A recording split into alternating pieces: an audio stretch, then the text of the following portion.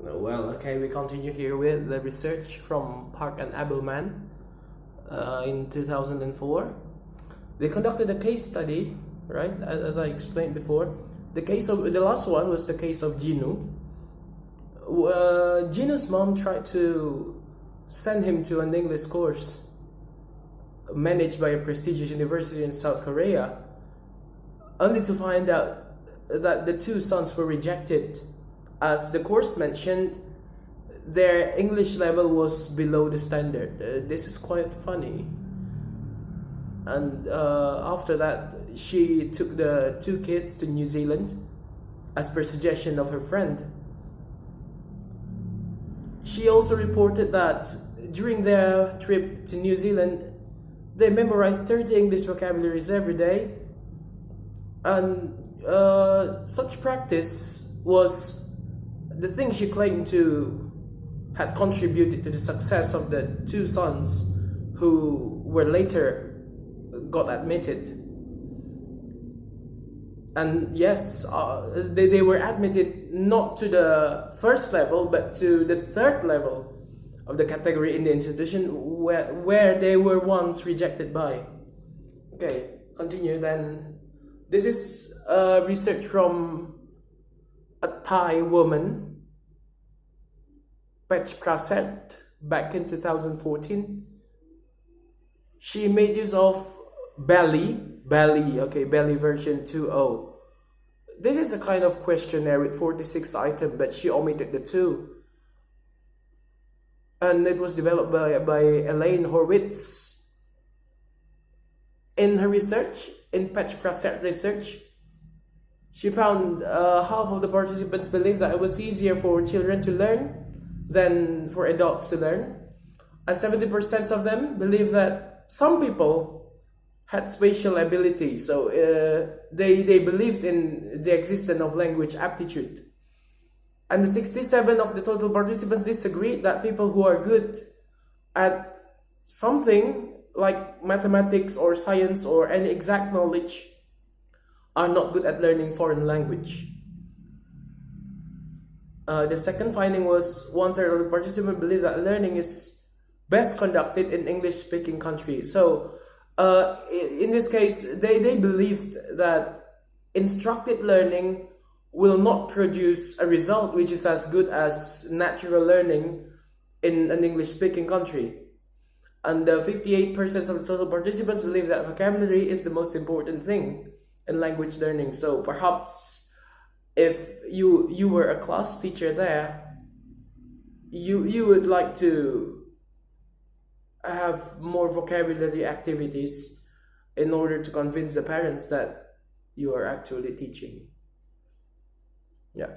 Third, half of the participants disagreed that everyone could learn to speak a foreign language. So they believe that some people simply cannot understand or even acquire a language. And 58% believe that students should be allowed to make mistakes. Otherwise, they will not be able to speak correctly. Oh, sorry, this is somewhat wrong. They believe that students should not be allowed to make mistake, because one mistake will lead to another and they will never speak the correct English. 70% of the total participants disagreed that one should not say anything in English until one could say it correctly. So accuracy here, they believe that accuracy is everything. 58% enjoyed learning English with native speakers, and 76%, well, this is quite a large number, the largest so far, favored learning through multimedia. And okay, the largest percentage now, the real largest percentage, 82% of the total participants believe that learning means creating opportunities. Being able to speak English means having a guarantee of getting a good job in the future. They also believe that 60% of them believe that English would be useful for them to get along with the native speakers.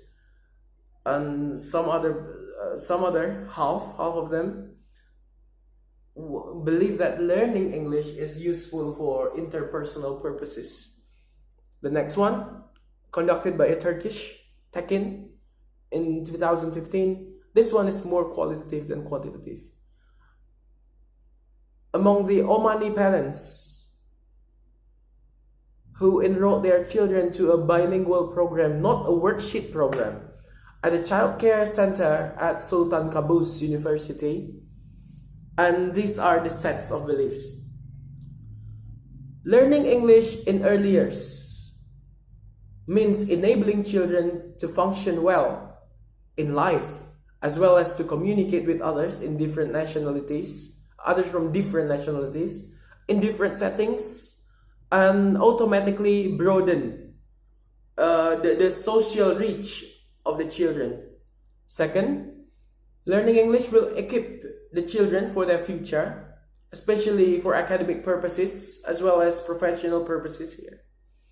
Academic context and daily life context, because everything in modern life, like equipments and applications, are what's that? Everything here is related to English. Even as I mentioned previously, on the package of instant noodle, you will see a cooking instruction written in English. It may also boost confidence and enable them to catch up with the development of modern science.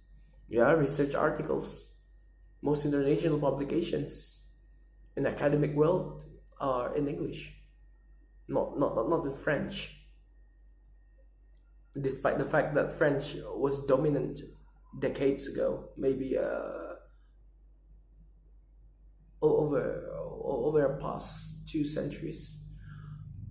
The third, parents believe that difficulties in learning English cover pronunciation and then direction of the letters in writing. Well, they write in Hijaiyah fonts.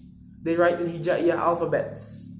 From left, it is from right to left, while English means from left to right. It may cause difficulty. That's what they believe.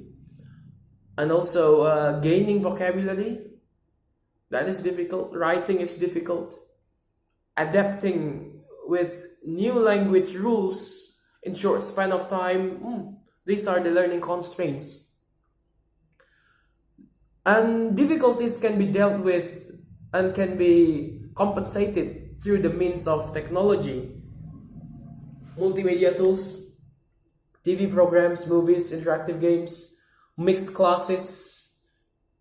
I mean, mixed classes here, a class consists of students with different nationalities, that the chance for them, the genuine need to communicate in target language will be there. It will actually be there. For example, there are 5 students, one from Italy who speaks only Italian, one from Spain who only speaks "Me amo Roberto" or something like that, and the next one is Javanese who only speaks Javanese and who calls the friend always with "Njenengan." Then the other one from Japan who keeps saying konnichiwa all the time, and the last one is Chinese. So the only mean for them to communicate is the target language, which is English in this case. So genuine need for communication.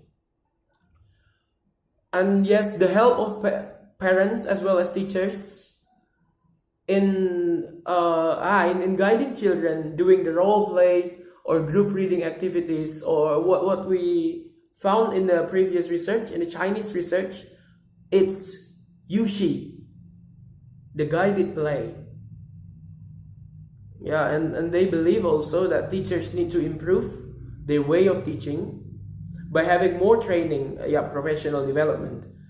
So these parents are very much educated because, they were all from, most of them are from higher level of education, master's and doctorate degree. But I did not reveal the data here. And here, the most significant one, Caroline Lindsay, 2011, published in TESOL Journal. Not TESOL Quarterly, but TESOL Journal. She involved 13 MA TESOL students in Seoul, South Korea, with in order to create a Likert-based survey table with categories based on the recurrent themes. So MA students, the MA students there are not equal to the MA students here, who sometimes have no teaching experience at all. There, the MA students, by the time they created the Likert-like survey table, had already had sufficient experience in dealing with the parents. So they were able to create some themes here. Memorizing vocabulary items is very important. Learning is best by going abroad. Native teachers are better. Test score is an excellent indicator of competency and proficiency. The earlier, the better. That's in terms of learning. Children need to read books, okay, in English. Reading novels can be very important. Native-like pronunciation is one of the most important things for students to achieve. So these are the beliefs and these are the scales. Most Korean parents believe that memorizing vocabulary, so learning vocabulary, is through memorization. In fact, it's not always memorization. There are ways to memorize, just like the principle of TPR, as Usher argued. And learners learn best by going abroad. 40% of them agree. Native speakers, teachers are better. Well, quite equal distribution here. Strongly agree, 23%, agree 39, neutral 21, and disagree 14. A test score is an excellent indicator. Okay, seems that this is very different from the Indonesian. Only 40% of the parents agreed. Only 40%. Well, anyway, this kind of survey table was not given to parents, but it was given to teachers. Here, please note, given to 120 teachers. And yes, that's why this research is entitled "From the Perspective of Teachers." So the teachers believe that 40% of the parents believe that a test score is an excellent indicator. The younger the better, 46% agree. Children need to read books, 60% agree. While in Indonesian context, of course, it can be boring. Some parents will think reading as a burden because we have different working ethic. Reading novels, 58 again, reading. They love reading. The Korean parents love to ask their children to read. Pronunciation, 57% agree and strongly agree, combined together more than 70%. While in Indonesia, I don't think people will force their children to reach native-like pronunciation as long as the child can speak English. And in a very much comprehensible way, they wouldn't mind. My personal assumption, not research-based yet. And here we got Barrios. She found some beliefs related to the implementation of CLIL, Content Language Integrated Learning, in teaching natural and social science. In Spanish context, she divided parents into 3 categories. Parents with no formal education at all up to the elementary school level. The second category consists of parents with intermediate learning vocational training, high school, And the third category consists of parents with higher level vocational training, bachelor's and master degrees and above. Here, the sets of beliefs. 5 things we found. Actually, she found more than this, but these 5 are more related to the parents, so I only cropped these 5 factors. First one, my child would learn natural and social science contents in Spanish better than in English. Most of them disagree, as we can see. Most of them disagree.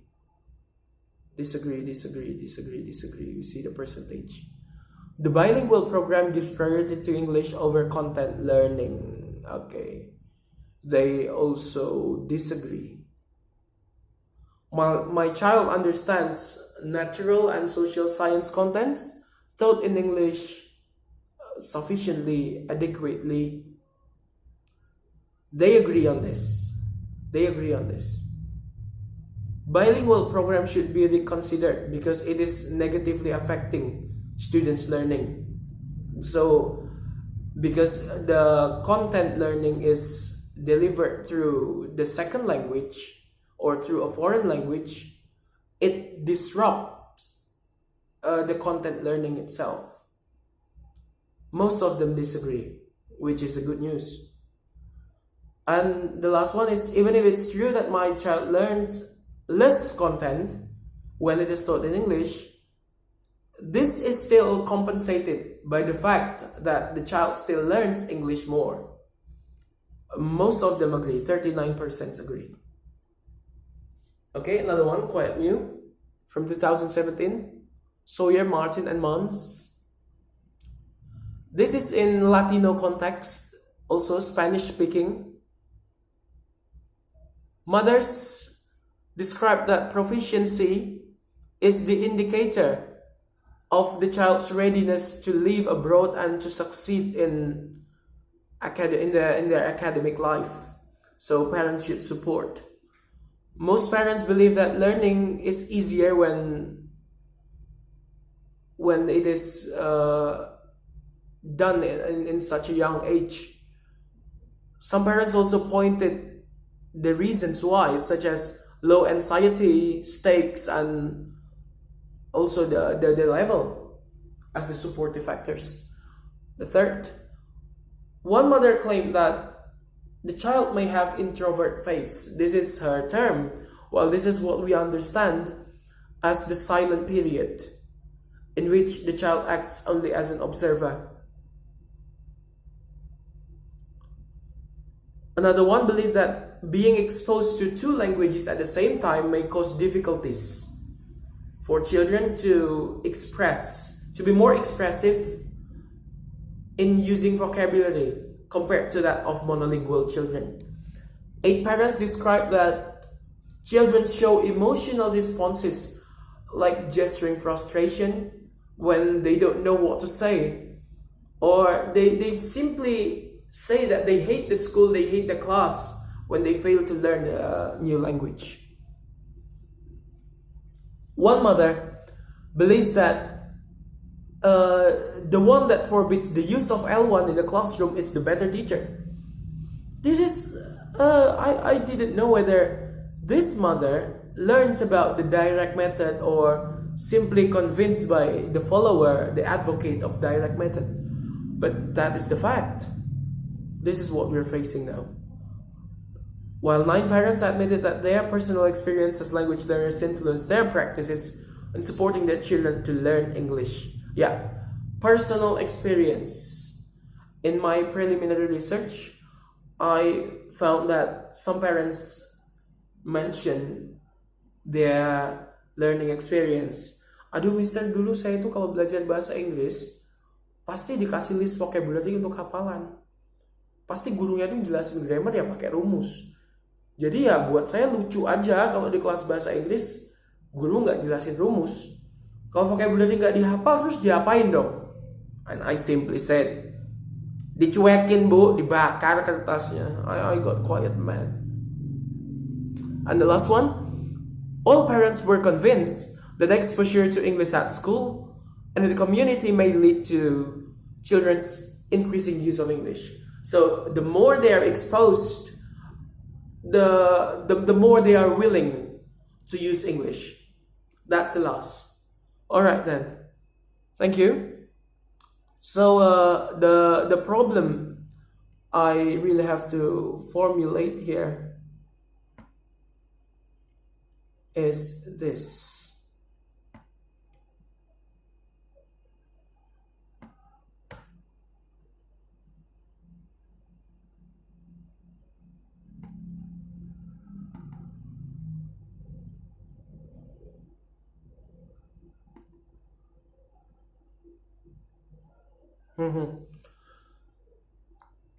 From the background I presented,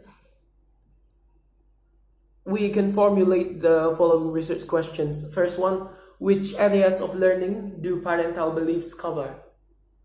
We've seen that parents make comments on how learning should be, at what age, when, where, what, who should teach. They comment on those areas, but what other areas? Are they very limited in knowledge, or are they actually thinking in a way which is more advanced than we had ever expected? Then second, where were those beliefs originated from? It's interesting to dig deeper. Just like in the case of a mother who mentioned, I want a teacher who forbids the use of L1 in the classroom. Wow. Was she a graduate of English department or something? Or was she an advocate of direct method? We never know. Therefore, it is interesting to investigate. I've never seen any research dealing with this thing. And third, the final one, what are the factors most likely to change them? So in this case, the longitudinal research would really do the job. I mean, creating something like a picture, how the belief among the parents shift from the hunch to the conviction.